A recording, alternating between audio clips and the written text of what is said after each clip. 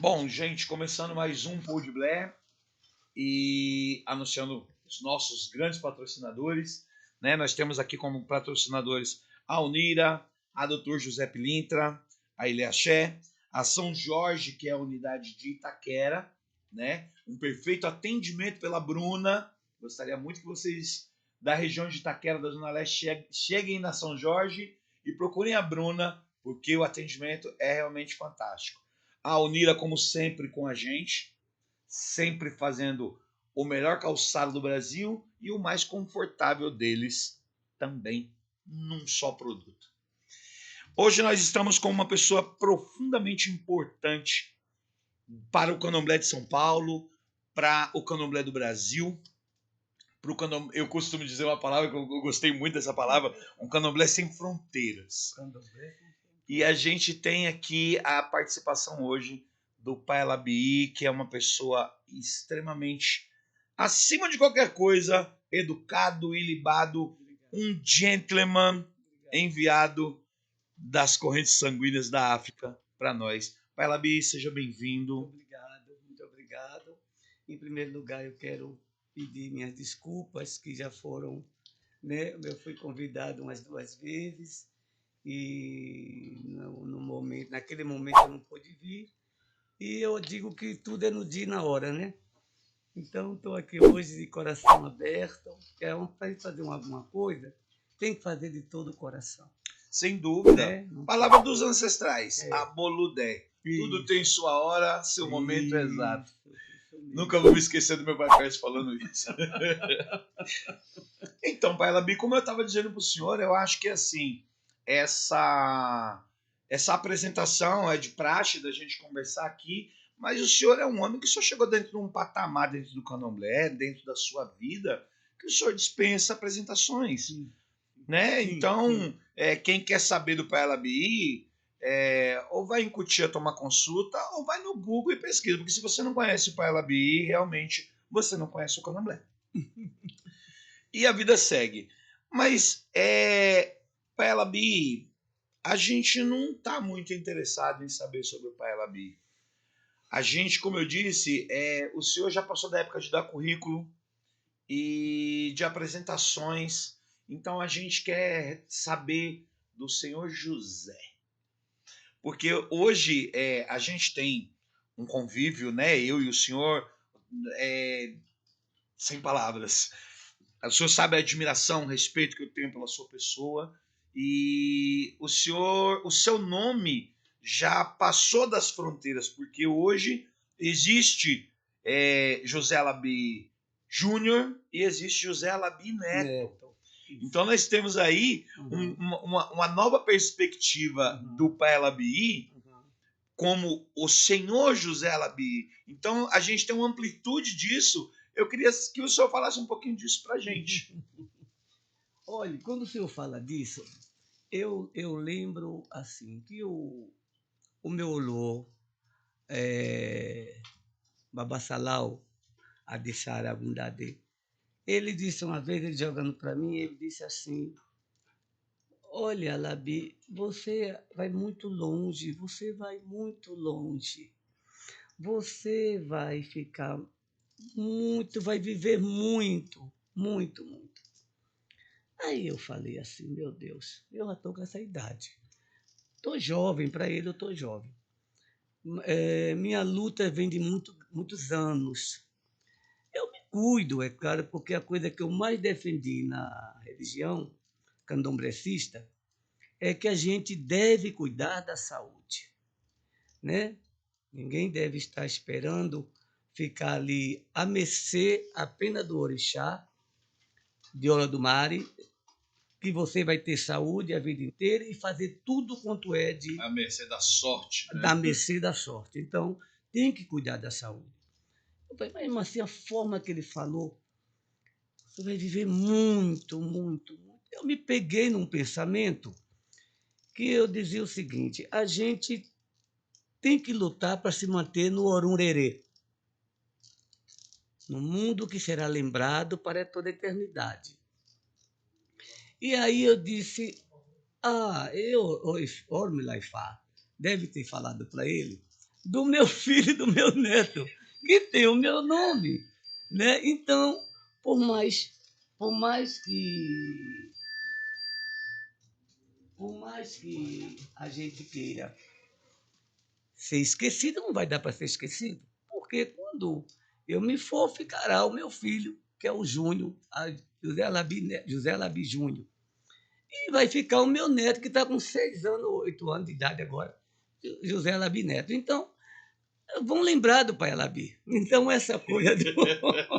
Eu vou ficar para a Eu posteridade. vou ficar para a posteridade. Foi como eu entendi. Então, isso é algo que, assim, me fortaleceu muito em saber que eu tenho o meu filho, né? E tenho o meu neto que traz o meu nome, né? Então, esse José Alabi, na época do meu nascimento, não se registrava com nome estrangeiro aqui no Brasil, né? Isso em 58. Então, a minha mãe disse, a minha avó, que foi quem me criou, olha, você, pelo seu nascimento, você tem o nome de Alabi, você está dentro do Moretiro Oxalá. Por conta desse nascimento, meu filho, mas você vai se chamar de José, né? Porque você foi chamado de José, isso ela me contando já, eu, Sim. menino. Porque José, a pessoa que nasce com esse nome, também tem que receber o nome de José, para não morrer afogado. Compreendeu? Perfeitamente. Então, José, quando eu pude, assim que eu pude colocar o Alabi, né, registrado, foi uma glória não só para mim, mas para minha avó. Um resgate. Um resgate de eu poder um dia colocar o meu nome, né? E honrar, esse nome. E foi uma juíza, que era uma cliente, uma pessoa que se cuidava comigo, ela disse, mas o senhor não acha, já tem uns 25 anos, o senhor não acha que o senhor tem que colocar o... Olha quanta coisa que o senhor tem aí, tudo chegava naquela época da Câmara, dos vereadores, tudo chegava para mim, as correspondências, tudo. Babalabi, babalabi, babalabi, todo mundo me conhecia do babalabi. Sim. Ela falou, o senhor já tem essa... E ela deu como referência o Pelé, né? O Pelé tinha... o Pelé, meu Deus, foi um ator aí, foi um artista de coisa, foi o Pelé mesmo, que tinha esse nome em uso e o terminou... nome de uso e conseguiram, né? Aí colocar como nome oficial. Nome oficial. Aí eu disse, então vamos resolver isso. Então pegamos bastante correspondência e um advogado disse, vamos colocar o nome do senhor, acrescentar, né? Ele falou, não vai mudar o seu nome, o senhor vai acrescentar. Só vai acrescentar o nome ancestral. E aí eu fiz. E aí depois, aí tem que fazer para o meu filho e para o meu neto, né? Que tem que estar resolvendo também essa parte. Mas todos dois se chamam José Alabi. Que coisa boa. E o senhor foi casado, pai? Nessa longa estrada da vida, nossa, ainda tem uma música na vida. O senhor foi casado quantas vezes? Porque o senhor tem mais filhos, né? Quantos filhos o senhor tem? Como eu disse para o senhor, a gente quer saber do José Alabi. Olha, eu tive 2 gerações. Eu tive a primeira, foi quando eu cheguei na casa da minha segunda Yalorixá, que é a mãe do meu filho Isnatiel José Gomes Barbosa Júnior, e a Helena, que é a Yalaxé em casa. São os 3 filhos e o dela. Depois ela veio a falecer, e aí, nessa longa estrada da vida, né, eu me deparei com Yamin novamente, exigindo estar bem pertinho de mim e me dando mais filhos. Então veio 2 filhas, que é do coração, né? Mas eu digo que essas me escolheram no céu também, e 2 que são biológicas. Então, na realidade, eu tenho 7 filhos. 7 filhos e 9 netos. 7 filhos não é pouco, né? Dá no sangue, né? O africano tem essa coisa de reproduzir, expandir a família, ser muito grande. Essa profundidade, né? E de leve, é uma coisa tão profunda. O senhor contou pra gente em várias ocasiões da sua história com a sua família, esse outro lado do resgate de toda essa coisa familiar. O senhor se instalou dentro da cidade de Cotia e expandiu muito isso, porque hoje também o senhor tem muitas outras casas ligadas ao Ajagunã. Eu tenho 3 casas. Não tenho tantas porque eu acho que quando a gente eleva um filho à formação, né? Ou então a gente adota um filho pai, né? A gente adota uma família inteira. Sem dúvida. Você vai ter que ter a disponibilidade de ouvi-lo, referente às questões dele em particular e também as questões dele no seu sacerdócio. Então, a gente tem que estar aí com essa disponibilidade. Sem E eu dúvida. sempre pensei, se eu não puder dar essa assistência, eu não vou assumir essa responsabilidade. Né? Então, eu aconselho, vai muitos olorixás e muitas ialorixás no Hotel Jagunã para tomar uma palavra. Mas isso não quer dizer que eles venham ser meus filhos. Entendi. E eu nem a vim adotá-los. Né? Porque tem pessoas outras também, olorixás, medalhões da minha idade e da minha faixa, que também não sabem ensinar muita coisa. Sabe fazer. Então, o olorixá não tem diz, uma didática para repassar. Isso é outro dom. Ele vai falar, não, vamos marcar, ou você entrega a cabeça para mim, ou você, né, eu não vou saber, tem algo que tem que ser conduzido. Eu já sou um pouco contra isso. Então, eu acho que a gente tem que ajudar os irmãos. Né? Se você pode ajudar, mas ajudar mesmo, não atrapalhar. Ajudar, dar uma palavra, dar uma orientação, né? Não é necessário que a pessoa venha dar a cabeça para você. Perfeitamente. Tá certo? Eu concordo com isso em número, gênero e grau. Então, eu tenho assim pouquíssimas responsabilidades nesse sentido, de ter casa de filho aberta ali, eu tenho que tocar candomblé do filho ali, outro filho. Eu tenho pouquíssimos. Até os que eu,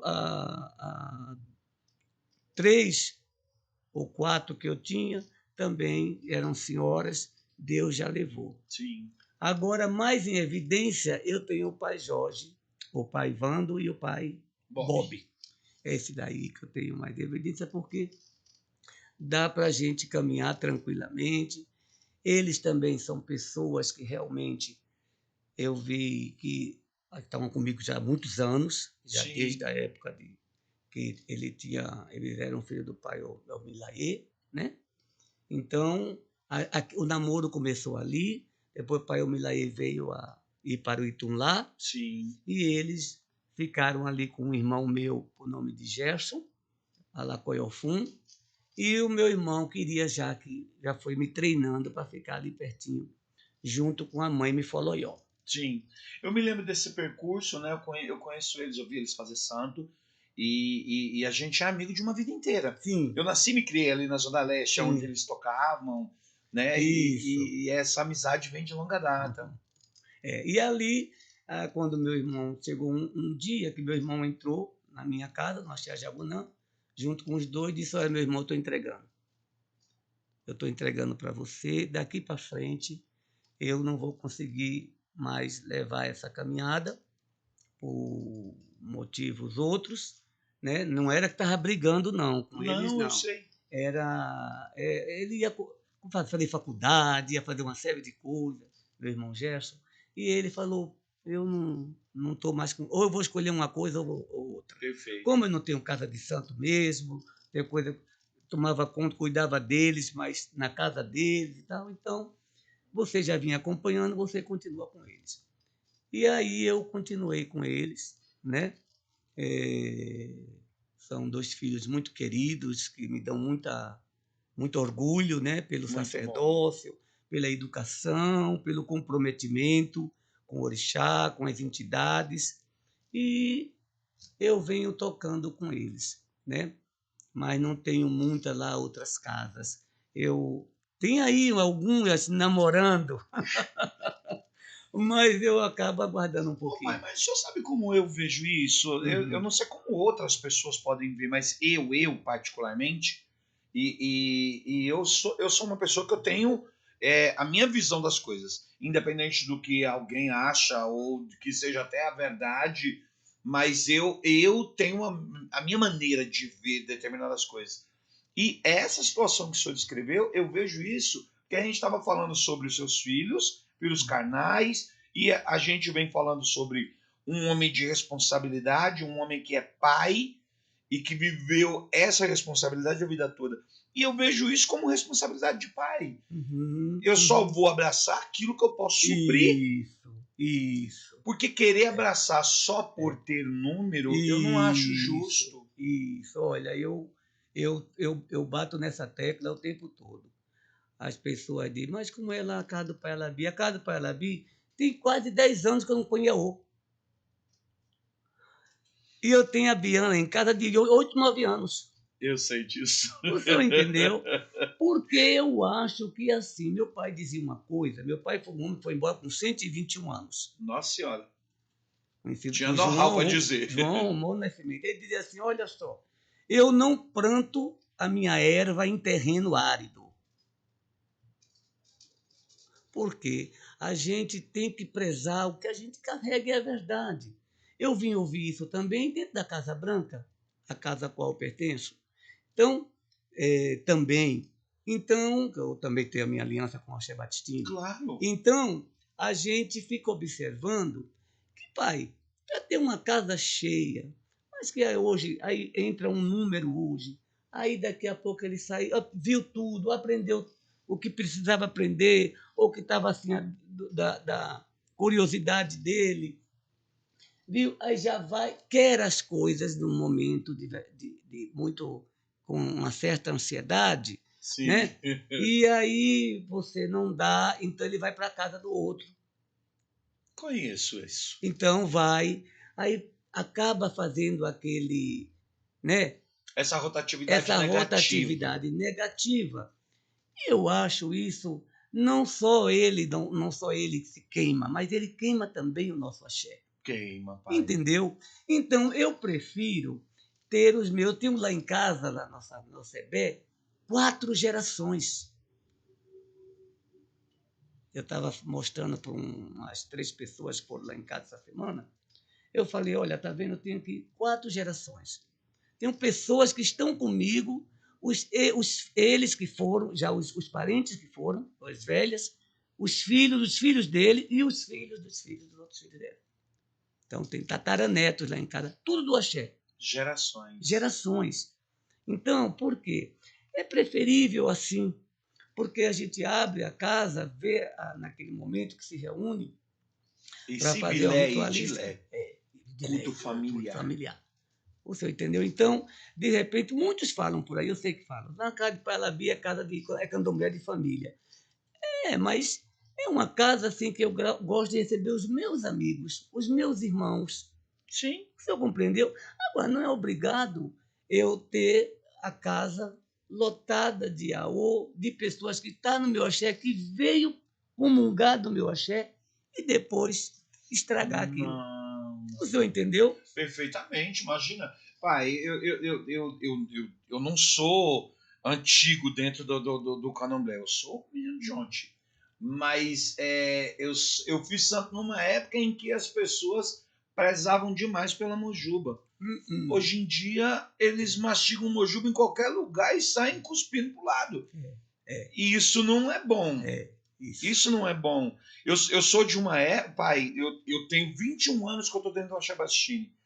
Eu fui pro Axabastini para tomar uma obrigação. Meu pai foi lá, fez minha obrigação. Na minha casa, minha obrigação de 14 anos.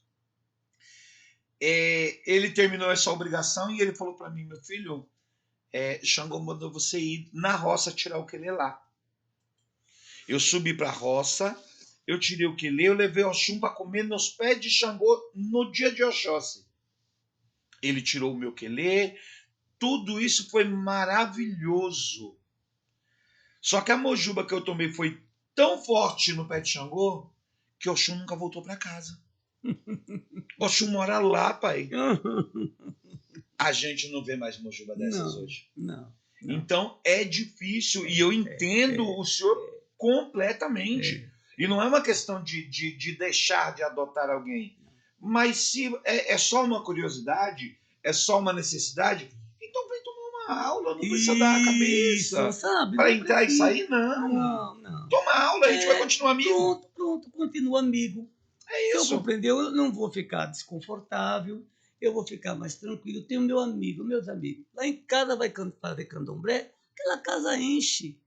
Mas enche de amigos, muitos amigos. Isso é maravilhoso. Também ninguém sabe quem foi, quem foi tomar uma aula, quem foi ouvir alguma coisa, uma orientação. Ninguém sabe nada, porque eu também aprendi que candomblé é ética. Quando eu fui para o conselho do Intercab, o senhor sabe disso, com o pai Francelino, isso em 1990, eu levei essa bandeira, porque tinha como intuito o Intercab de receber pessoas, irmãos sacerdotes, que estava com algum tipo de confusão, né? Quando eu digo confusão, eu digo que é uma série de opiniões externas. Sim. Então, estava com uma série de uma confusão e ia procurar ali naquela época daquele conselho, tinha pessoas muito boas, né? Como da época o seu Zé do Bode, pai Zé do Bode, estava o pai Pécio, estava ali muita gente, seu Zé Mauro, Manhada, pai Delchumaré, Rosevaldo, saudoso pai Rosevaldo, estava ali aquela senhora de Xangô, que era coisa da África, Sandra Epega. Mãe Sandra Epega. Nossa, tinha muita gente boa daquela época ali, que fazia parte daquele conselho e tal. Então eu achei que era uma coisa bacana de poder orientar as pessoas, porque ali ninguém ia chegar e ninguém ia dizer que ia ser pai de fulano. Então chegava aquele olorixá, aquela Yalorixá que estava começando, então ia tirar uma dúvida. E ali depois, eu vi as pessoas ali tirando suas dúvidas, etc. E tal.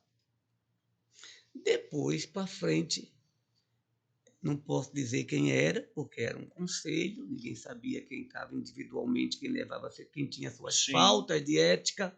Ave Maria. O senhor entendeu?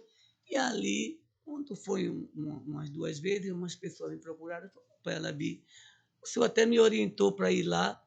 Eu fui lá, pedi minha palavra e etc. e tal. Semana seguinte, 3 pais de santo que não estavam ali sabia que eu fui lá pedir uma palavra para eles. Nossa. Aí eu disse, olha, vai começar meu questionamento aqui. Na época eu já fazia psicoterapia. Todo mundo sabe que ela ali fazia psicoterapia. Porque eu dizia que, na realidade, o olorixá, não digo todos, mas eu digo que a maior parte precisava de terapia. Com certeza. Porque o padre, ele precisa de supervisão. E ele tem aonde ele se proteger, que ele tem o confessionário. E a igreja dá um suporte, não é? Inclusive o suporte psicológico. Mas mesmo assim, ele tem aqui uma gradezinha dentro do confessionário. Ele não se expõe, é de cara limpa. Não é de cara Verdade. limpa. Né? Então, o psicólogo precisa de supervisão, porque ele vai estar ali recebendo aquela carga, né, de ordem psicológica de uma outra pessoa. Sem dúvida. E ele tem as questões dele em particular. O olorixá é a mesma coisa. Sem dúvida nenhuma. Eu falava ontem para um evangélico. Eu disse, sabe por que vocês são mais protegidos e etc., dentro dessa questão de trocas, porque o seu pastor, você, por exemplo, que eu falo um pastor, fica em cima do tabrado lá e você passa a palavra para 100, 200, 300 que estão ali. Uma palavra genérica. Entendeu? Então, as pessoas não se aproximam de você. Você não dá tratamento individual para ninguém. Nós, olorixás, a gente enfrenta o indivíduo assim, cara a cara. Problema por problema. Problema por problema. Então, eu acho que o olorixá também tem a sua particularidade, ele tem sua vida, ele é um cidadão, uma cidadã, no caso do Ialorixá. Sim. Então, como ela faz com tudo aquilo? Com todo aquele peso do dia.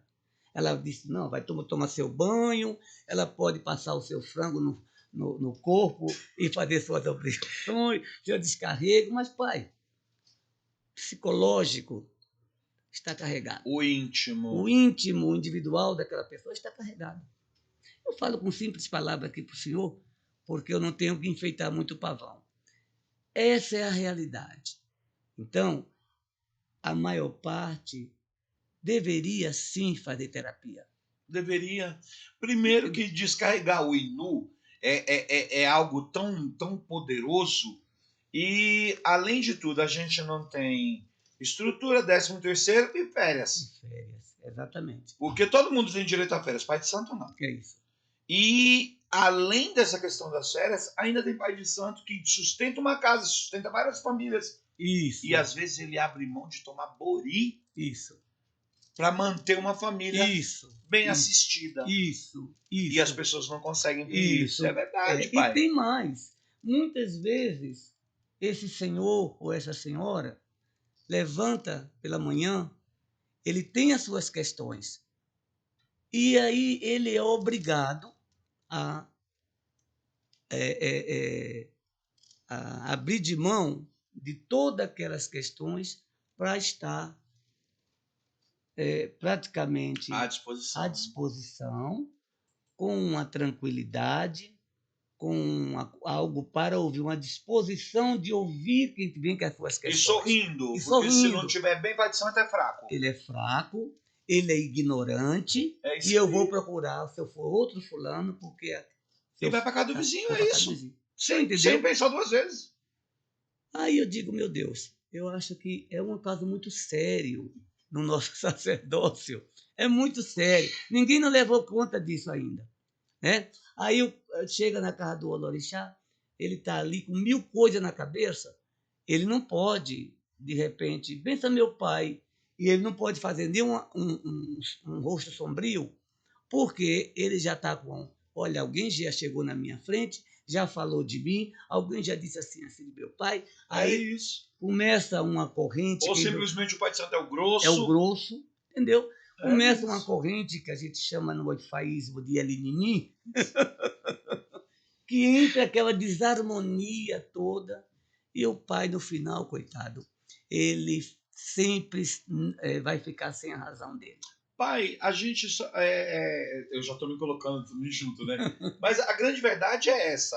A instituição Babalorixá e Alorixá, porque a casa é o sacerdote. E as pessoas não se dão conta disso. Mas sempre tem o palpite, é a encrenca, é a discussão. E quando as pessoas discutem, o único prejudicado sempre é a casa. Porque os dois brigam, os dois reclamam, enche a cabeça do sacerdote ou da sacerdotisa.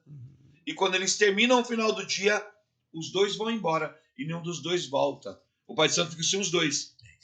Porque eu não vou lá que eu não quero ver a cara de fulano.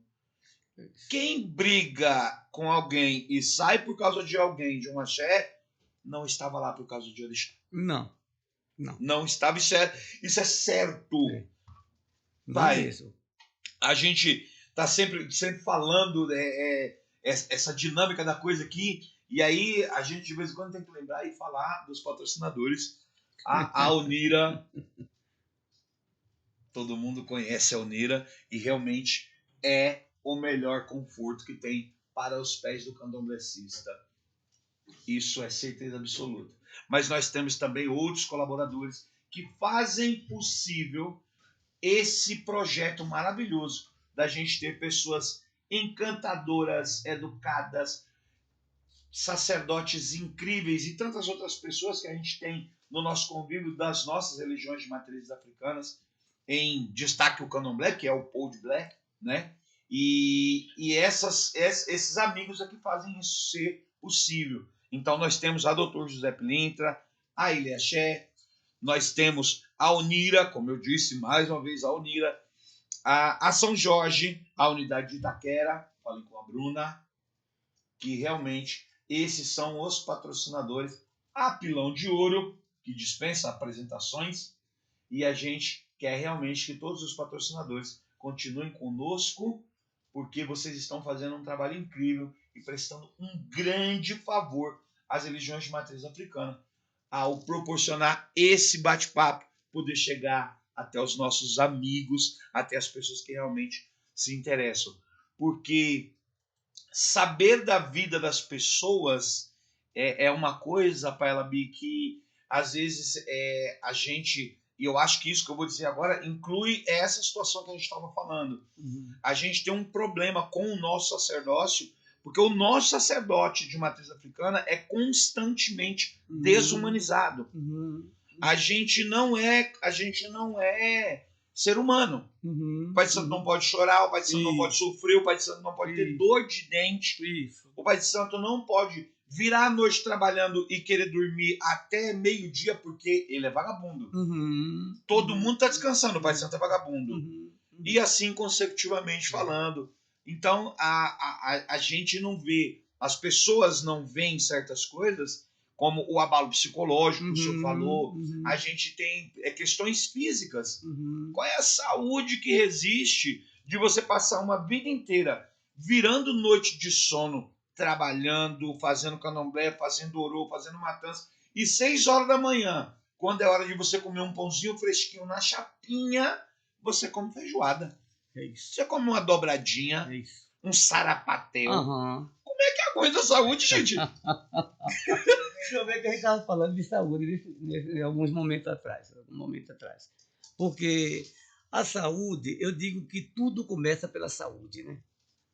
Tudo começa pela saúde. E a nossa cultura religiosa, ela está ali oferecendo a saúde o tempo todo.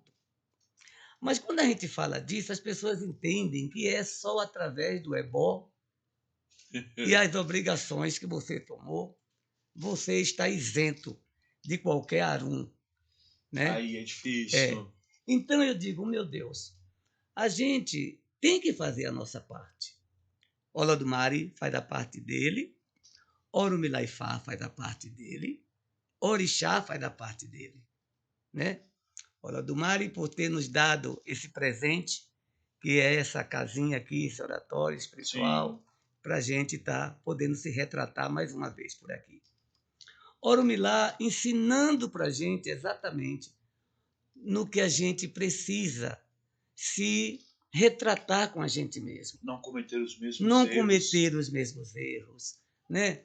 Não saber aonde é que a gente tem que se cuidar, a gente com a gente mesmo, para poder orixá oferecer para a gente o que a gente possa merecer. Sem dúvida. Né? Porque também, se a gente não se cuidar, orixá também não pode dar para a gente.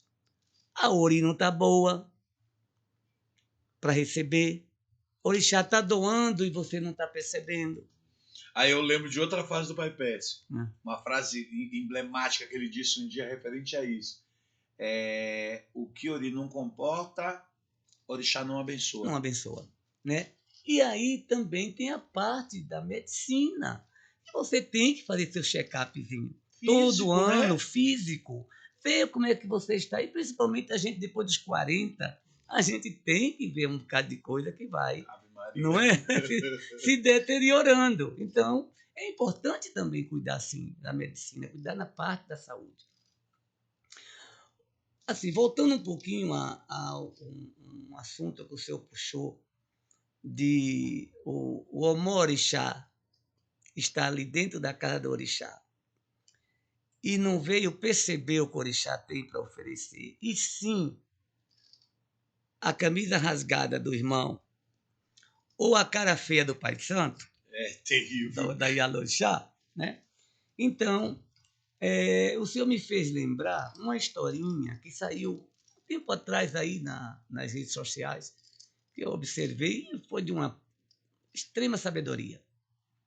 Diz que uma filha que só vivia com essas questões, todas as horas falando com a mãe, né? Que o irmão falou isso, que o outro irmão estava fazendo alguma outra coisa, que o outro não estava rezando, que o outro estava com o celular na mão na hora da reza, que o orixá do irmão não cumprimentou, enfim, ela sabia toda a ordem daquele dia ali, Os da acontecimentos ritualidade, todos ao redor. Tudo ao redor. Disse que a Yalorixá ouviu, já tinha ouvido algumas vezes, mas naquele dia ela estava plena no seu sacerdócio. Aí ela disse, minha filha, vamos fazer aqui um trabalho. Pegue um copo com água. Esse cara foi pegar o copo com água. Aí mandou ela encher o copo com água e disse que ele mandou ela dar 3 voltas em volta da roça. Mas não podia cair uma gotinha de água no chão. Aí disse que o orixá saiu com aquele preceito assim, né? Levando muita coisa água. naquela água, com todo um cuidado, não podia cair uma gota de homínio na terra. E ela firmou a cabeça firmou a cabeça e foi. E ali estavam os irmãos fazendo outras coisas, outros fazendo. Aí ela deu as 3 voltas, quando ela voltou, aí a mãe disse, você viu se caiu algum pingo de água na terra? Derramou? Ela falou, minha mãe, se as minhas mãos estão secas, porque não caiu. Minha filha, eu vou te fazer uma segunda pergunta. Nessas 3 voltas que você deu, você não ouviu nada, não observou nada de seus irmãos, alguma coisa que você tinha para contar para sua mãe? Aí disse, não, minha mãe, não deu para fazer isso, porque eu estava tão concentrada com este copo para fazer o trabalho direitinho, que eu trouxe tudo certinho para a senhora. Tá bom, minha filha. A partir da semana que vem, quando vocês vierem para a roça, você olhe para o orixá. Venha me perguntar o que tem para fazer e você vai fazer com essa mesma concentração, que você não vai ter ouvido e nem olhos para ver o que seus irmãos estão fazendo. Os negativos. Os negativos. O senhor entendeu?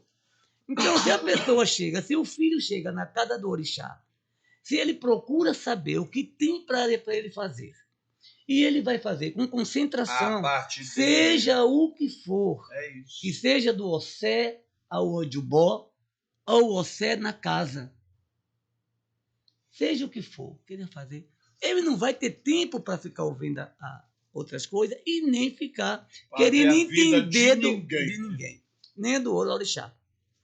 Então, não vai ver a cara feia do pai de santo, não vai ver. Porque eles só querem saber da cara feia também, né? Por que, meu pai, por que o senhor está assim? Eu posso ajudar? Isso. O senhor já escutou essa frase? Já. Mas não de filho de santo. Oh, meu Deus do céu. É muito difícil ouvir essa frase de um filho. Sabe? Eles querem arrumar o assunto dentro da casa. Aí, então, se ele não consegue arrumar, ou se o Olorixá ou a Yalorixá uma hora desperta e vê qual que é a frequência daquele filho, o que é que ele realmente quer, e chama a atenção, ele vai buscar doutrina em outra casa. É isso. O senhor entendeu? Então, algo, a nossa cultura religiosa, nosso tão conhecido candomblé do Brasil, né? É uma religião muito bonita, muito linda, tem muitas coisas boas para se aprender, tem muitas coisas boas para ver, sabe? É só a pessoa, o ser humano, tratar do que é dele, do ser humano, das questões psicológicas dele, sabe? Da falta de educação que ele trouxe de lá da sua casa, de seus pais, que também ensinaram para ele aquilo que receberam. Não estou apontando. Verdade, Mas que verdade. todos nós trazemos um pouquinho da nossa estrutura familiar. E a gente traz para dentro da casa do orixá. E quando você traz para somar, você absorve o que tem de Absorve, positivo. É. Agora, quando traz para denigrir, Não, é complicado. não. É muito Olha, ruim. pai, eu tenho tantas filhas de santo que frequento, que frequentaram, que já se foram, alguns que seguiram outro rumo na vida. Uhum. Ninguém é dono de ninguém e a gente continua amigo. Sim. Eu não tenho problema com isso. Uhum. Mas eu tenho uma filha de santo minha, de Otim, que falou comigo a semana passada. A Alessandra disse para mim, tantas coisas boas, tantas coisas positivas. Tá vendo? Pai, aprendi isso. Lembro sempre do senhor por causa disso. Isso é bom. É isto. Ela veio de coração aberto, ela absorveu o que tinha de melhor. O Odu dela ia dar outro destino. Siga o seu destino. Isso. E a vida segue. Isso. A vida encontra um meio. Isso. De uma forma ou de outra. Isso. E tudo isso é encantador, pai. Mas a gente está desviando. A gente, se eu tenho um problema, se eu tenho uma entidade... Se eu tenho uma entidade que fixa na sua cabeça, que é o sacerdote, que engole o cara que a gente quer conhecer. Esse brilho branco tem que ser afastado um pouco. Fala para nós, pai. E depois desses casamentos, dessas aventuras, hoje como o senhor tá? A sua vida amorosa, a sua vida pessoal. Conta para nós um pouquinho. O senhor quer saber da minha vida em particular? O José Alabi. Olha, o José Alabi, ele é o José Alabi em todos os sentidos. Eu nunca consegui me desvencilhar do meu sacerdócio à pessoa humana que sou. Porque eu tentei, viu, pai? Eu acredito. Eu tentei. Estou falando muito sério, senhor. Eu tentei. Eu fui ser empresário da noite. Eu montei empresas de baladas. Eu criei, conheci um universo que eu digo que foi um universo maravilhoso, que veio contribuir muito com a minha parte humana, né? Do ser humano, entendeu? Que eu via aquilo estava muito distante do sacerdote, porque eu fui criado no meu sacerdócio, desde criança. Eu não soube o que foi ser criança, eu não soube o que foi ser adolescente, eu não soube o que foi uma vida normal, de poder, como eu vejo muitos irmãos meus sacerdotes, sabe? Eu vejo, tem uma juventude grande hoje no sacerdócio do candomblé. É uma juventude assustadoramente grande. E que eles migram assim, né? Desliga uma chavinha e vai. E aí vai que vai. É disso que eu tô falando. Entendeu? É disso, pai. Então, eu quando cheguei na noite, eu disse, meu Deus, eu não conhecia isso aos meus 49 anos. Eu vou fazer uma pergunta sobre isso, e eu sei a resposta, mas eu quero que as pessoas ouçam isso do senhor. Pois não. O quão foi difícil para o senhor chegar na noite nesse empreendimento e ter que botar uma roupa de cor? Nunca coloquei de tão cor tão forte. Não, mas o senhor passou a vida de branco. Uma roupinha de cor eu me permiti colocar, né? Depois de quantos anos, pai? Eu estava com 49 anos.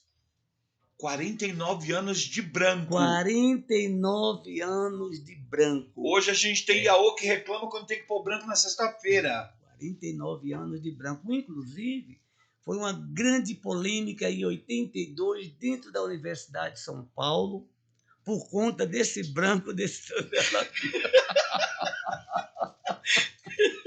Porque às sextas-feiras todo mundo resolvia pôr branco dentro da universidade por conta da Iaquequerê, né? A dona Lúcia Massari, da época, tornou-se Iaquequerê na nossa casa. Ela já era do candomblé. Então, no final de contas, quem levou a culpa foi o pai Alabi, porque todo mundo estava de branco na universidade. Bom, então, por 49 Ela nem anos... estava lá e levou a Nem culpa. estava lá e levei a culpa. Esses 49 anos, eu carreguei esse branco, né? Com muito amor no meu coração, sempre ali levando essa bandeira. Mas né, de uma da forma paz. natural também. Muito natural, porque aquilo para mim não me foi imposto, né? A minha avó disse, olha, essa é a sua cor. Todo orixá troca para Oxalá. Oxalá não se troca para ninguém. Entendeu? Eu disse, entendi, minha avó. Ponto final. Então eu sabia que onde eu fosse de branco, ninguém ia mandar eu trocar minha roupa. Sim. Então esse branco nunca me pesou. Mas quando eu conheci a noite, que eu fui e via, e tinha que estar, meu Deus do céu, tá de branco. Mesmo assim, pai Edson, com essa roupinha de cor, eu não consegui esconder meu sacerdócio. Eu disse ao meu companheiro, você se previna, porque essa multidão vai sair atrás de mim. Ele disse, não é possível. Eu falei, estou te falando. Em menos de 2 meses, a maior parte que estava ali, tudo já me chamava de pai. Pai, por quê? Eu conheci 2 que me apontaram. Disse, o senhor não é uma pessoa, você é uma pessoa diferente. O senhor deve ser assim, um cientista, um budista, uma coisa religiosa que a gente não está... Eu não estou conseguindo entender. Eu falei, é uma coisa que eu não vou jamais lhe negar. É o meu sacerdócio. Eu sou Olorixá. E essa pessoa também estava ali escondidinho, porque ele era da casa de um Olorixá aí. Também estava aproveitando o cantinho ali. Aproveitando o cantinho. E aí ele viu que eu não tinha nenhum problema com o que eu estava fazendo. Entendeu? Então, Mas eu acho que é isso, pai. É a naturalidade com que o senhor trata as coisas. O senhor está numa balada e alguém fala, ai, o senhor tem uma energia, uma coisa diferenciada. É o meu sacerdócio. Ponto. Acabou. Porque é isso, é natural. Eu achei fantástico a maneira que o senhor se dirigiu agora. O senhor falou, olha, eu disse para o meu companheiro, fica atento, porque eles vão vir atrás de mim. E aí e a maneira como que o senhor tratou isso, com a naturalidade. Meu companheiro, pronto, acabou. Quando as pessoas permitem que as polêmicas aconteçam, as polêmicas incomodam a pessoa envolvida e começa a gerar um burburinho em volta disso. Eu acho isso uma idiotice das pessoas. Eu também acho. Porque quando se trata com naturalidade, as coisas são naturalizadas e acabam. Porque quando você não dá ênfase, o negativo não cria força. Pronto. Certa vez, eu cheguei na casa do pai Peço, ele estava sentadinho, tinha uns 5 Olorixás ao lado dele. Aí eu fui entrando, trocamos de bênção, e aí as pessoas me pediram a bênção, estavam ali, o sacerdote, trocamos todos de bênção, eu sentei. Aí ele ficava muito feliz quando eu chegava, o senhor lembra disso? Sim. Aí ele disse assim, meu velho, eu estava falando agora mesmo para esses senhores aqui. Eu falei, falando o quê, pai? Ele disse, eu estava falando aqui para eles que ninguém vinha me contar nada de Pai Alabi aqui. Aonde viu Pai Alabi, com quem Pai Alabi estava, aonde Pai Alabi estava. Sabe por quê? Porque Pai Alabi não me esconde nada. Eu sei de tudo que ele faz, por onde ele anda, como ele faz. E por ele mesmo. E por ele mesmo. Porque ele mesmo chega aqui e a gente tem essa conversa. Porque nós somos amigos. E eu me lembro o prazer que o senhor tinha de sentar com o pai para conversar, de falar. Porque assim como ele também nada. tinha pouquíssimos amigos para poder se abrir. A gente não tinha... É uma das ingratidões do sacerdócio. Eu não tinha nada que eu fosse contar para ele que eu achasse que era bicho de 7 cabeças. Nós estávamos ali, nós éramos 2 seres humanos, estávamos conversando, trocando informações, historinhas que a gente dava risada, né? Falando de coisas que nos deixaram muito felizes, né? E ele se sentia tão à vontade comigo, com essa Naturalidade. naturalidade que eu tenho de conversar as coisas. Ele falava, o senhor sabe porque eu amo conversar com o senhor e não, qualquer um que chegar, a gente mantém, o senhor continua conversando. Por quê, pai? Porque o senhor pode falar do que o senhor quiser e o senhor não perde o respeito. É exatamente isso. E esse eu acho que o intuito da minha conversa nesse nível é para que as pessoas pudessem ver isso. Uhum. Eu não vejo, eu acho que eu não consigo imaginar o senhor nervoso. Não, é muito difícil. Há muitos anos atrás, eu já fui até um pouquinho, não nervoso, mas eu sempre assim. Eu achava que respeito é bom e cabe Em em qualquer qualquer lugar. lugar. Então, até da mesma meus familiares, né? Então, eu não gosto de assunto que tem a seriedade do orixá, que as pessoas brinquem. Sim. Eu não gosto de assunto de pessoas que a gente sabe que tem uma certa na hierarquia lá do seu sacerdote, alguém venha fazer um deboche, entendeu? Sim. Então, eu gosto assim, a gente pode falar de tudo, mas a gente pode falar de tudo com respeito. Com respeito, Não é de uma forma verdade? leve De e uma forma natural, é leve e natural. isso. Eu acho que tem momento e lugar para tudo. Perfeitamente. Então, a casa do orixá, aquele momento ali que nós estamos, nosso templo espiritual, ali o nosso assunto só tem que ser o assunto da religiosidade. Eu vou conversar alguma coisinha para o senhor que o senhor queira saber, o senhor vai conversar algo para mim que eu queira saber, porque ninguém, meu pai, ninguém sabe tudo. Ninguém. Então, a gente só sabe um pouquinho mais quando a gente se junta com nossos irmãos sacerdotes e a gente conversa, a gente ouve algo que a gente nunca ouviu. Quem sabe tudo porque testemunhou tudo é Urumilaifa e simplesmente prega a união dos povos. A união dos povos. Tá vendo? Então, a gente, ali, o assunto tem que ser aquilo. Sim. Se eu quero conversar de outras coisas, eu vou procurar a casa do meu irmão, ou vamos sentar, vamos até um barzinho, vamos tomar um drink. Né? Tem conversa que é de boteco. Que é de boteco, não é do religioso. Mas conversas dentro do religioso tem que ser religioso. Tem que ser religioso. Então, eu acho que tem lugar para tudo. Então, uma vez, eu encontrei uma pessoa do orixá, uma pessoa até muito conhecida, e me encontrou na boate. Aí ele achou, pai Alabi, o senhor está aqui? Eu falei, oi, o senhor também? E o senhor também. Olha aí. Aí eu falei, o que foi? Aí ele disse, não, eu nunca imaginei que o senhor viesse a um lugar como esse. Como assim? Que lugar assim? Eu estou vendo pessoas tão felizes, as pessoas dançando, as pessoas tão felizes, né? Tomando seu drink. E eu estou aqui tomando, na época eu tomava meu drinkzinho também. Eu estou tomando um drinkzinho aqui também junto com meu companheiro. Qual é o problema? Aí a pessoa disse, não, é porque o senhor, no candomblé, o senhor é uma pessoa que quase as pessoas não... É intocável. As pessoas, não, o senhor deve estar enganado. Eu amo um abraço verdadeiro.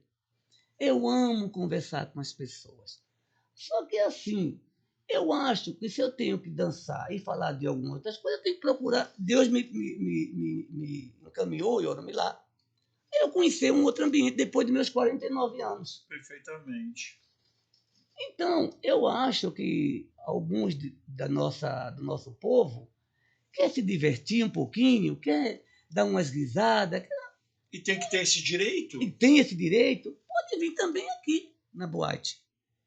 Agora, lá no candomblé, eu fui criado nisso com tanta rigidez que eu não consigo fazer uma coisa diferente. Sim. O homem que me fez eu fazer um pouco disso diferente, porque ele nunca conseguiu me deixar me sentir desrespeitado, foi o Tata Pécio.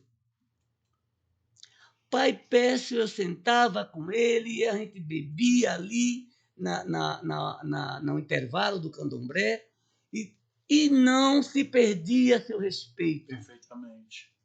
Com exceção da festa do meu pai Xangô, que era a festa que nós estávamos, né, tínhamos aquele respeito até fazer os atos todos, então no final é que a gente tomava um negocinho, mas em outras festas, que ele sabia que ele não ia ao Orixá Jadê, eu não ia ao Orixá Jadê, então a gente estava ali sentado, acompanhando, tudo feliz, porque os africanos bebem até acompanhando tudo, sem faltar nada. Eu nunca vi Pai Pécio faltar com respeito, eu nunca vi Pai Pécio chegar no barracão, cantar uma cantiga distorcida, Sim. eu nunca vi Pai Pécio desrespeitar o orixá, eu nunca vi Pai Pécio fazer isso. Então, ele me deu essa segurança. De ficar um pouquinho à vontade. À vontade. Entendeu? Então, agora, eu falei, fora disso, eu não sou muito de ir para casa mesmo de outras pessoas, porque eu não tenho essa... Mas é normal, né, pai? Essa irmandade. Eu vejo assim... essas pessoas, quando chegam nesse nível, assim, elas têm um problema, mas o problema, na verdade, está nelas. Elas veem alguém muito educado, alguém que se destaca pela educação, elas não conseguem chegar perto. Porque elas têm medo delas mesmas. Ela não tem medo do senhor. Sim. Ela tem medo dela, que ela não vai saber se conter, se comportar. Sim. Então... Sabe? E eu vejo isso muito de perto, porque o senhor sabe que eu sou uma pessoa dinâmica, eu permeio por dentro de todos os meios. Mas eu sento no barracão e converso com o senhor. No último fim de semana, nós sentamos, conversamos sobre axés profundos, o senhor me esclareceu dúvidas incríveis, e daqui a pouco eu saí, eu estava do lado de fora gargalhando, fumando, rindo, tirando sarro do outro. Então, eu acho que tudo é uma questão de você conseguir permear. Se você sabe que o respeito desse ambiente é um, o respeito desse ambiente é outro. Agora, você quer permear os dois, você tem que se adaptar. É isso. Eu consigo me adaptar. É isso. Mas não é todo mundo que consegue. Não. Eu vejo o senhor, tem o cantinho lá, como nós é Batistini, o senhor está lá, eu nem ouço o que o senhor está falando. Mas o senhor está conversando, dando sua risadinha, tomando sua cerveja, o senhor volta, o senhor entra no barracão, o senhor é outro homem. Então... Porque não pode ser. O cantinho é para uma pessoa, o barracão é para outra. E a gente tem que saber diferenciar uma coisa. Isso é discernimento. Isso é discernimento. Se você tem discernimento, você consegue rir, brincar, se divertir em todos os ambientes que você está. E você não precisa estar no meio do barracão para se divertir e gritar um monte de palavrão. Pronto. Não cabe. É isso que eu estou falando para o senhor. Eu não soube fazer essa diferenciação. Eu saí de casa, aí nós íamos à noite num barzinho, tomar um drink, ou ir na boate ouvir uma boa música, e eu chegava na boate e eu ser outra pessoa. O senhor entendeu? Eu estava com uma outra roupa, um pouquinho mais, né, à vontade, né, com um pouco de cor em cima de mim, de roupa. Mas ninguém me viu, eu pulando, nem coisa. Mas eu acho isso fantástico. Eu quero que os jovens sacerdotes que estão, a nova geração de sacerdotes que a gente tem hoje dentro do Candomblé, e que todos os meus respeitos a esses jovens sacerdotes, porque é uma luta árdua para cada um de nós. Isso. E só quem bota 3 tambor embaixo de uma lona é que sabe do peso disso. Mas eu gostaria que essa nova geração tivesse a oportunidade de ver essa conversa que a gente está tendo e saber a diferença de uma coisa para outra. O senhor viveu uma outra época e uma outra educação. Mas a sua época é hoje, porque o senhor está aqui vivo para contar a história. O meu tempo é agora, como dizia uma Estela. Exatamente. Então eu acho que as pessoas têm que ver isso e trazer para a sua vida. Mas trazer para a sua vida o que lhe cabe, o que vai ser de bom. Então, saber a separação do sacerdócio, ou não saber, ou conduzir isso da melhor forma. E eu acho que é isso que é ser exemplo. É você ver e formar a sua opinião a partir daquilo. Ninguém te obriga a fazer nada, ninguém forma a sua opinião. Se você tem caráter, pelo menos. Isso.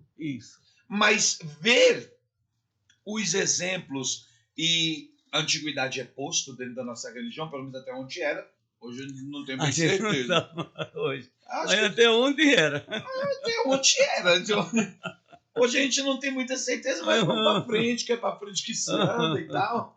E aí as pessoas têm o direito de ver isso e saber que o antigo passou por isso, mas está aqui vivo. É isso. E podendo se É adaptar. isso. Alguns com mais dificuldade, outros com menos. E você vai se adaptar da forma que Ori te permite, que o Orixá te permite. Isso. Mas acho que tudo isso é válido, pai. válido. Viver a vida. Viver a vida que a gente só tem uma. Sem não é? dúvida nenhuma. E tem que sair daqui sem frustração. Compreendeu? Porque se a gente veio aqui para se retratar mais uma vez, assim diz a nossa doutrina religiosa, se a gente veio aqui se retratar por mais uma vez, a gente tem essa consciência do que a gente, porque a nossa cultura religiosa passa isso para a gente. Sem dúvida. As outras religiões diz que isso não existe, né? Adormeceu, o espírito adormeceu para a eternidade. Nós não temos essa, a nossa doutrina é outra. Sim. Então a gente vai muitas vezes e voltamos muitas vezes.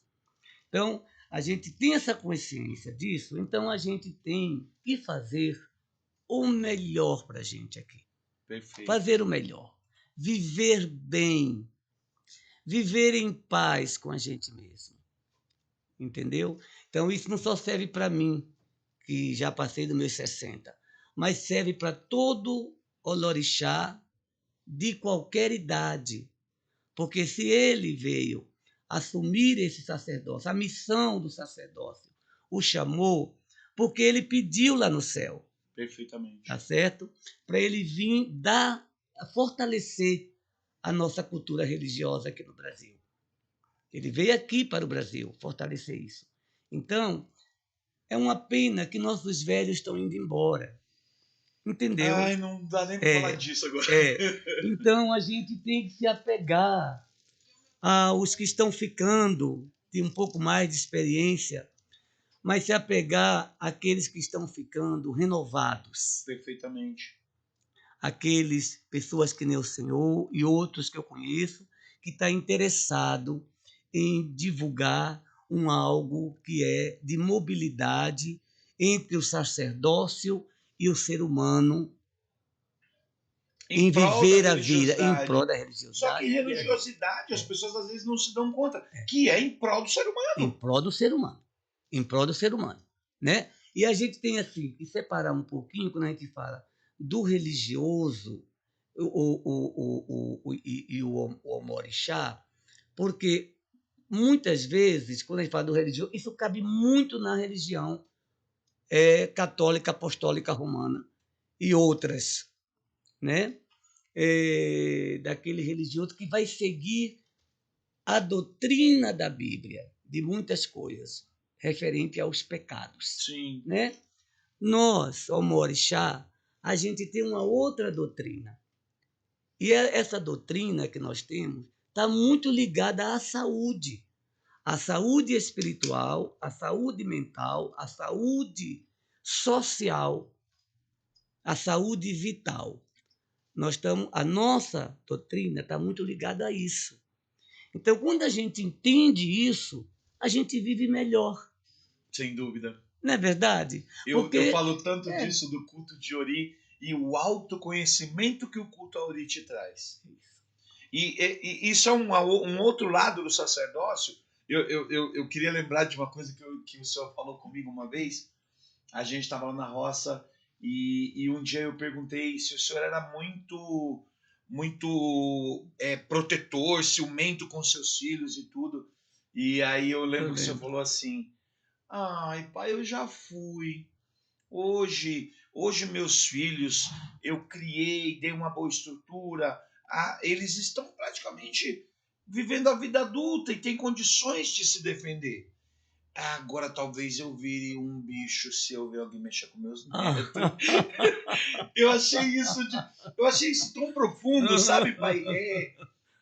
São conversas que a gente tem do nosso dia a dia, mas eu achei aquilo marcante e profundo.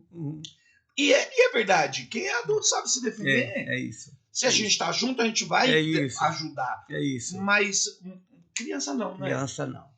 Então criança não dá para mexer com minhas criancinhas. Não, as minhas crianças são as minhas crianças, os meus netos, porque eu vi minha avó criar os netos desse jeito. Então eu não ia ser um avô diferente. Sim, porque eu vi o que eu tenho para dar.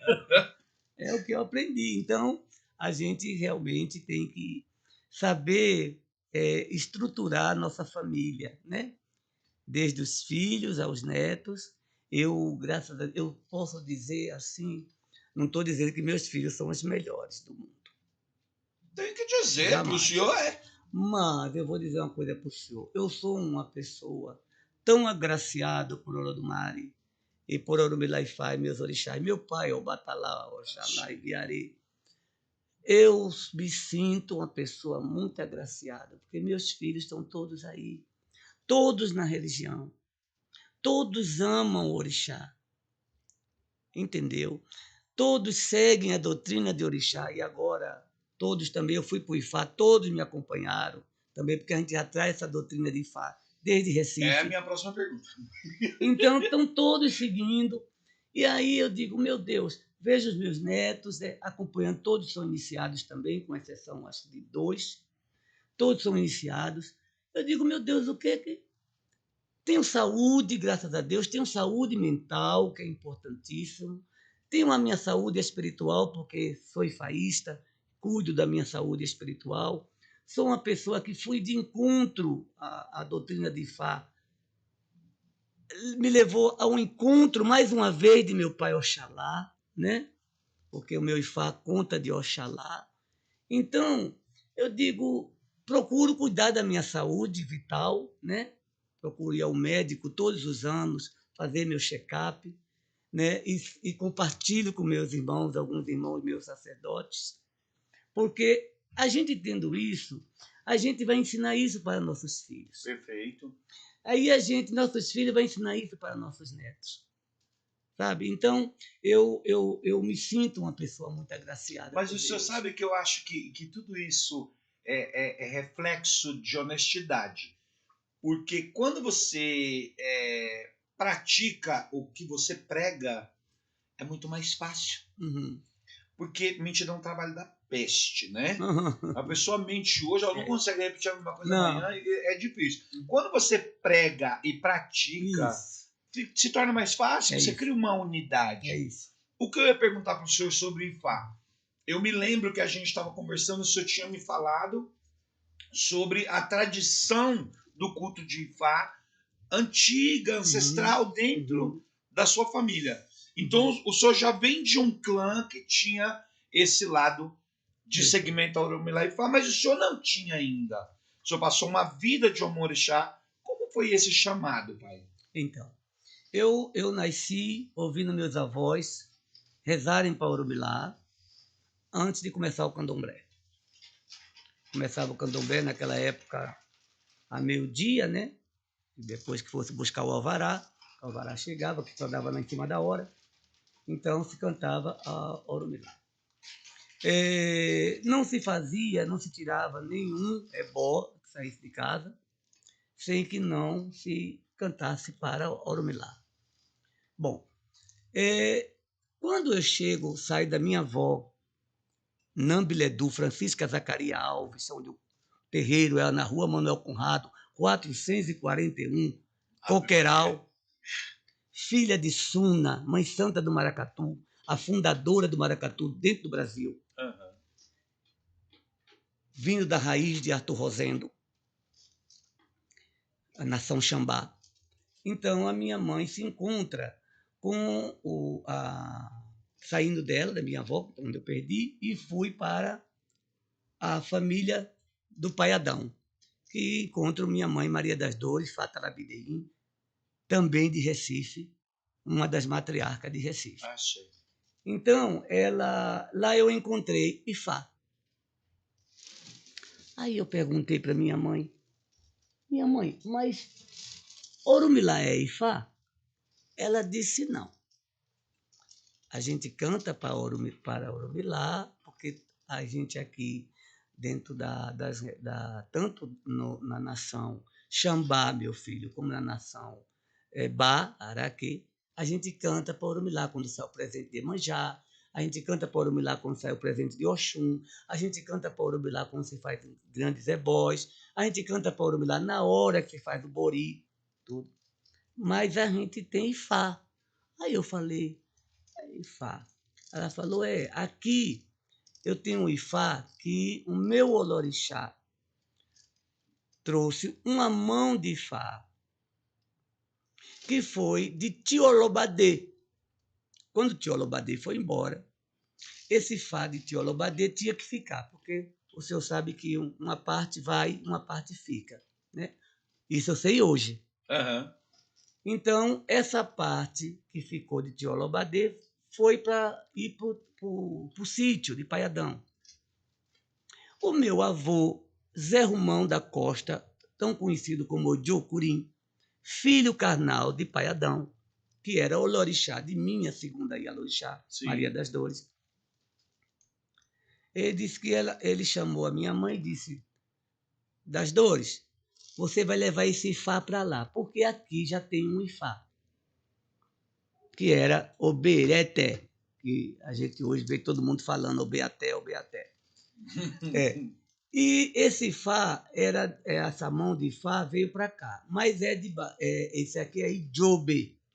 Então, você tem uma parte com esse Ifá. Você vai levar esse Ifá para lá, para sua casa, e depois eu vou arrumar. Para a casa de Lídia, eu não posso levar, que era Ialoxá de minha mãe, que ele também cuidava dela. Sim. Porque lá em Lídia já tinha o Coronhireté. Então, eu via falar desses 3 Ifá. Já era caminho diferente. Sim. E não podia um encontrar com o outro. Um não podia encontrar com o outro. O Beireté, que era da casa matriz, o Coroireté, que era da casa... Me engano, pai. O Coroireté, que era da casa matriz, o Beireté, que era da casa de minha avó Lídia, e o Jobe, que era que foi para casa de minha mãe, sabe? De Mãe das Dores. De Mãe das Dores. Então, ele vinha e todo ano ele dava de comer esses 3 Ifá. Zé Romão, filho de seu Adão. Sim. Mas não se riscava Odu. Não se afiava Odu, como eles chamavam. Só fazia uma obrigação que é grande, é uma obrigação muito grande, com direito a elerir e tudo. Sim. O senhor entendeu?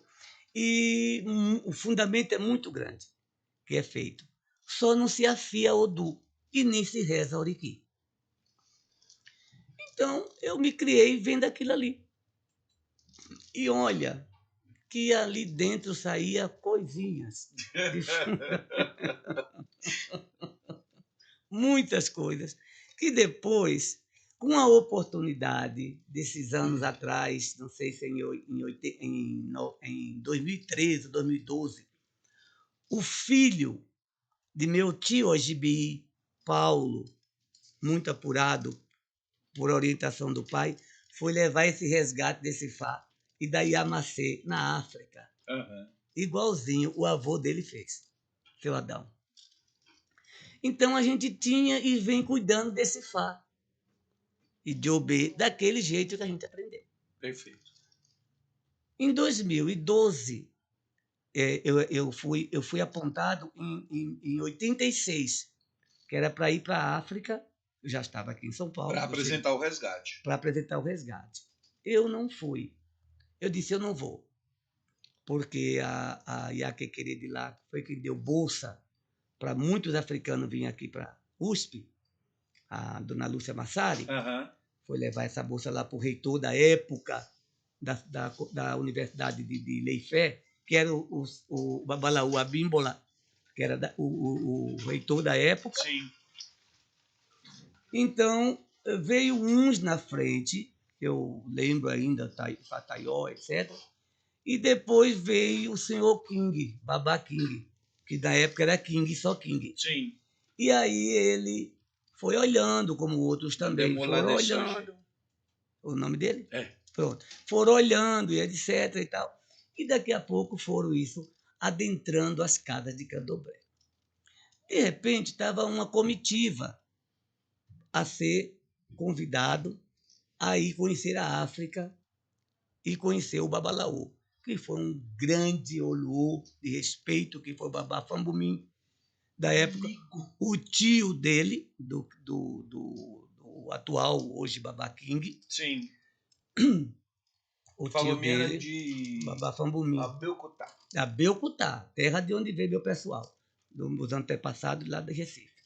Então, foi um filho meu, Paulo de Oiá, que foi dentro dessa comitiva em 85, 86.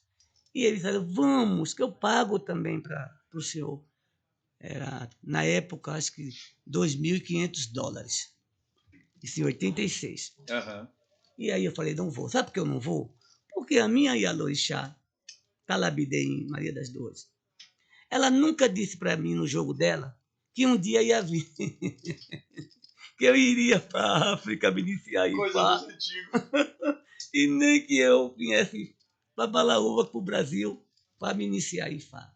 Então, para mim, esse Ifá, com toda a história que minha mãe contou, que veio para a mão dela, da mão de outra pessoa, minha mãe não me falou se tinha iniciação de Ifá.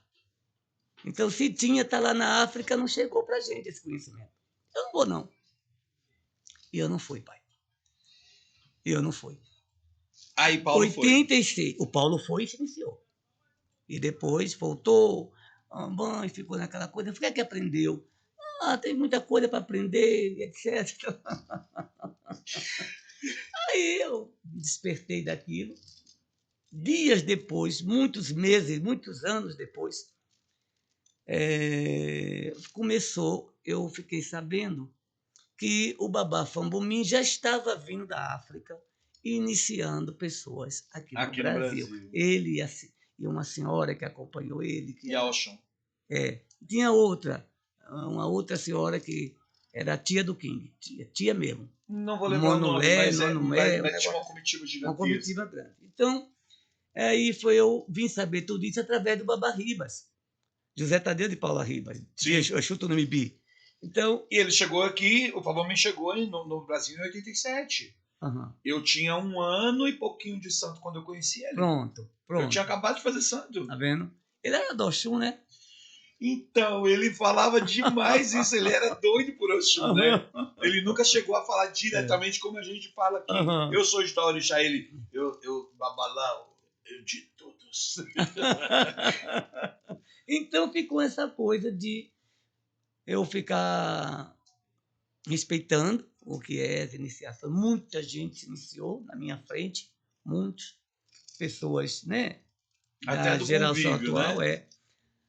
Mas assim, quando eu fui chamado mesmo, eu fui pela orelha, que Ifá-mi, ele disse, é agora, você vai se renascer comigo ou você vai ficar por aqui?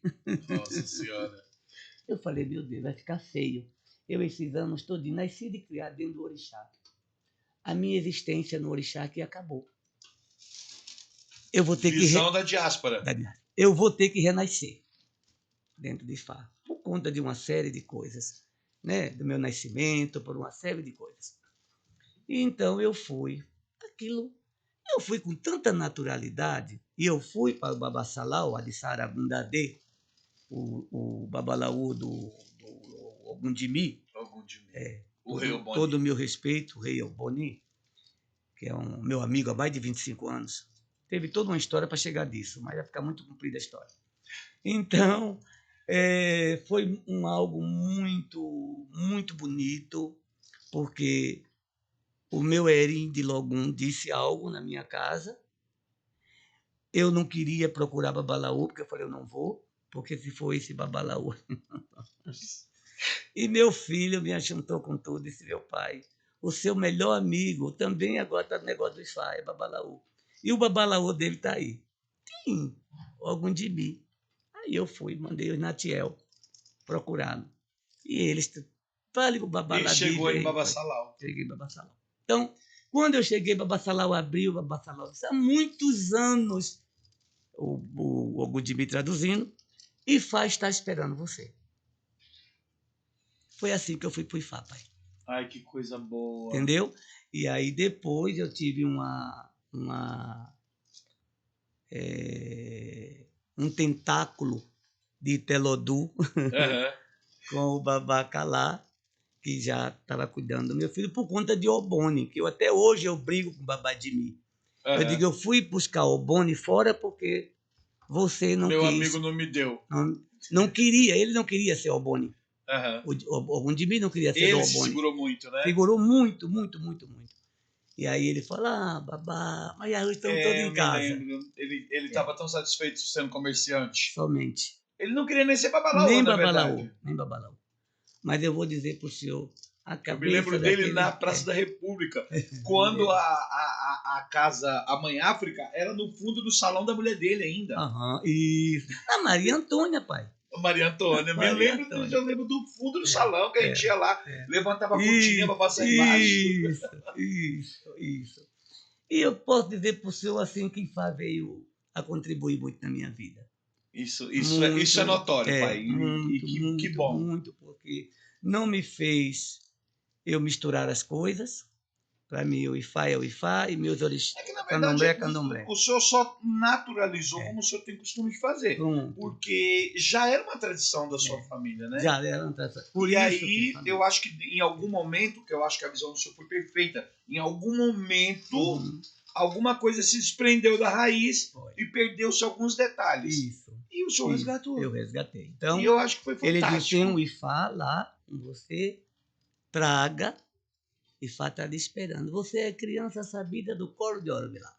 Aí eu fui, foi maravilhoso. Meu primogênito também se dedicou, também quis seguir a carreira de babalaô. Eu digo, olha, quando eu saí de Telodum, eu disse, olha, eu não vou seguir essa carreira de babalaô. Eu sou Olorixá. E nasci com esse oiê e vou levar esse oiê de volta comigo para o céu. É esse aqui que Oxalá me deu. Agora, vou cuidar de Fá, como eu cuidava e sempre cuidei esses anos todos. Perfeito. O senhor entendeu? Sim, mas pai, a estrutura que você tem é outra. Quando os babalaôs chegaram na sua casa, já encontraram Ebel, já encontraram uma estrutura e eles só deram continuidade, porque todo mundo tinha que botar a mão no chão e botar na testa. Foi. Então, pai, muito, muito, muito, muito satisfeito desse nosso bate-papo. Ai, obrigado, que bom. Fantástico. Estar com o senhor é sempre um prazer, sempre muito bom. A recíproca é verdadeira. Axé, pai. E assim, mais uma vez agradecer, como eu disse algumas vezes hoje e vou continuar repetindo. A gente agradece aos grandes amigos que vêm aqui, que vêm para conversar comigo, que outros amigos trazem os amigos para conversar. E esse é o Podblé. E o Podblé está sendo de verdade possível porque nós temos parceiros que estão tornando isso possível. A Unira Calçados, com o sapato mais confortável do Brasil, que está do mundo. A Dr. José Pilintra, a Ilhaxé. Nós temos a São Jorge, que é a unidade de Itaquera. Por favor, procurem a Bruna. A gente sabe o quanto é o tratamento VIP com a Bruna. Você que é de Itaquera, da região, procure a São Jorge, converse com a Bruna. E a Pilão de Ouro, que dispensa apresentações. Meu pai Alabi, a bênção pelo dia de hoje. Senhor nos abençoe, a bênção. Todo o meu respeito e só agradecimentos. O senhor pode se despedir, fica à vontade. Depois os meninos vão colocar o telefone do senhor durante o vídeo, tudo bonitinho, para que todo mundo possa ter acesso a essa enciclopédia viva do Candomblé que o senhor obrigado, muito obrigado. Eu agradeço a toda a equipe, né? Toda a comitiva aqui do Podblé. Do Podblé, que eu posso ser muito sincero com o senhor em dizer que achei até que fosse diferente. Eu amo esse bate-papo. Eu sinto muita falta disso no dia a dia até, porque eu tinha meu grande amigo, pai, irmão, o pai Pécio. Então eu sinto muita falta disso. Eu acho que isso é importante, né? Muito importante, porque a gente veja que ninguém falou de fundamentos, ninguém falou de segredos de candomblé, falou nada, falou uma coisa do ser humano, Perfeito. né? E eu me senti muito à vontade e de um coração aberto para conversar com o senhor. Quero agradecer a todos os senhores, viu? A paciência que tiveram de me aguardar aqui. A todos que venham assistir esse nosso bate-papo, né? Quero agradecer a todos que possam vir assistir, né? E pedir que realmente a gente possa, cada vez mais, cada dia mais, cada ano que entra ano aí pela frente, agradecer a Olodumare, Ormilaifá e todos 401 Irmãos por estarmos vivos, por estarmos com saúde. Foram muitos, muitos, muitos, né? Mas quem somos nós para questionar os desígnios de Olodumare? Para questionar os desígnios de Onilé, não é isso? Então, a gente só observa e continua aprendendo. Aprendendo o quê? Aprendendo uma nova lição. Não podemos, depois disso, continuarmos os mesmos. É impossível. Quem tem consciência, sua consciência para dar a Deus, a gente não pode continuar os mesmos. Algo a gente tem de apresentar ao universo de melhor, porque a gente ficou aqui, estamos aqui. E a nossa religião, nossa cultura religiosa, tem muito para nos ensinar, tem muito para nos fortalecer, para a gente continuar sendo pessoas melhores. Axé. Obrigado, viu, Pai? A bênção de todos. Axé.